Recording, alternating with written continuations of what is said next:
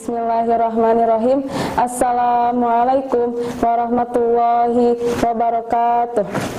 Alhamdulillahilladzi arsala rasulahu bil huda wad dinil haq liyuzhirahu ala dini kullihi wa kafa billahi syahidan.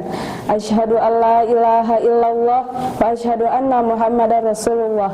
Allahumma shalli ala sayyidina Muhammad wa ala alihi wa sahbihi ajmain. Segala puji bagi Allah, kepadanya kita panjatkan puja puji syukur, memohon keridhaan, pertolongan dan meminta lautan ampunan.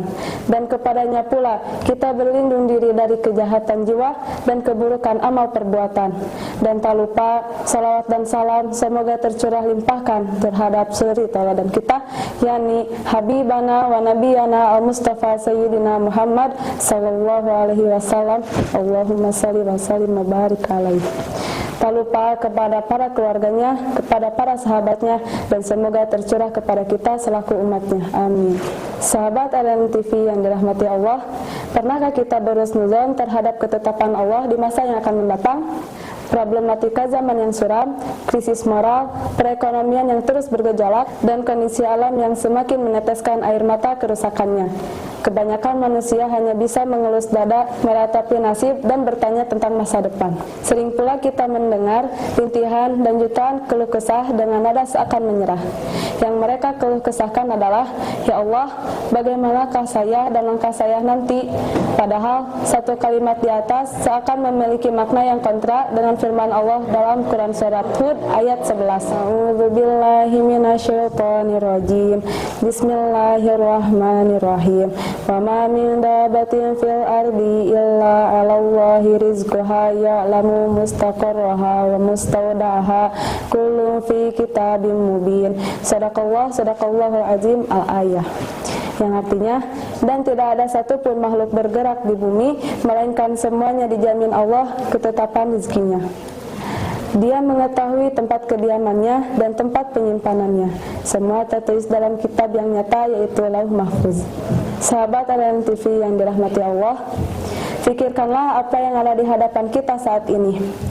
Penjajahan alam pikiran tentang masa yang akan datang tidak akan dapat kita gambarkan. Janganlah kita cemas untuk menghadapi masa depan, karena baik atau buruknya kita di masa depan tergantung terhadap kesungguhan dan ketawakalan di berbagai sisi.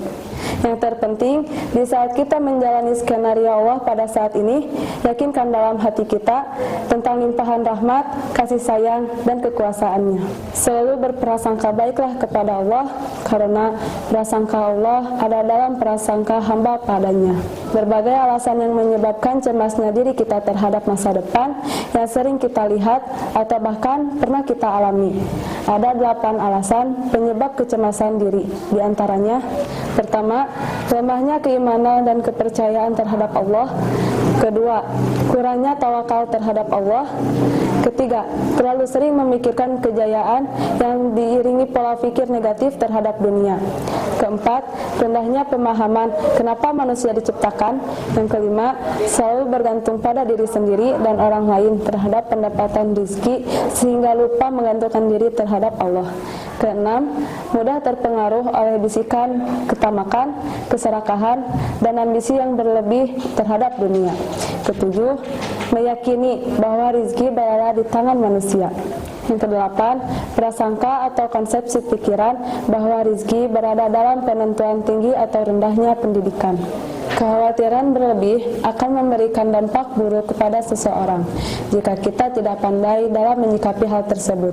Seperti contohnya, kasus orang tua yang tega membunuh anak kandungnya sendiri disebabkan karena kurangnya perekonomian keluarga dan terlilitnya hutang besar.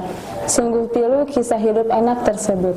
Semoga kita selalu dikuatkan dan disadarkan akan ketetapan Allah, agar tidak melenceng dalam berbuat dan memutuskan suatu perkara. Sahabat LN TV yang dirahmati Allah, ketahuilah perasaan ragu atau cemas disebabkan karena kurangnya kepercayaan kepada Allah dan akan berdampak negatif jika hal ini tertanam dalam hati manusia. Sudah sering kita dengar, Zaman sekarang, banyak sekali orang-orang yang mengakhiri hidupnya dengan bunuh diri. Hal ini disebabkan karena keputusasaan dan kekhawatiran berlebih yang timbul dalam diri manusia. Yakinlah akan janji Allah dan jaminan untuk setiap hambanya. Sambutlah masa depan dengan kebaikan dan kepositifan pikiran terhadap Allah.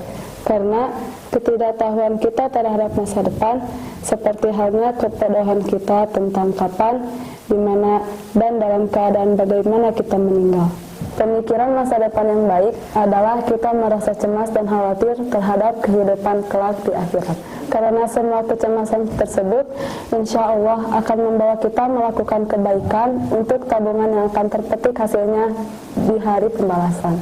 Setiap rezeki yang Allah anugerahkan kepada hambanya harus dengan berbagai usaha dan pengorbanan. Adapun kunci-kunci rezeki adalah: pertama, berpendirian teguh dan berjalan lurus.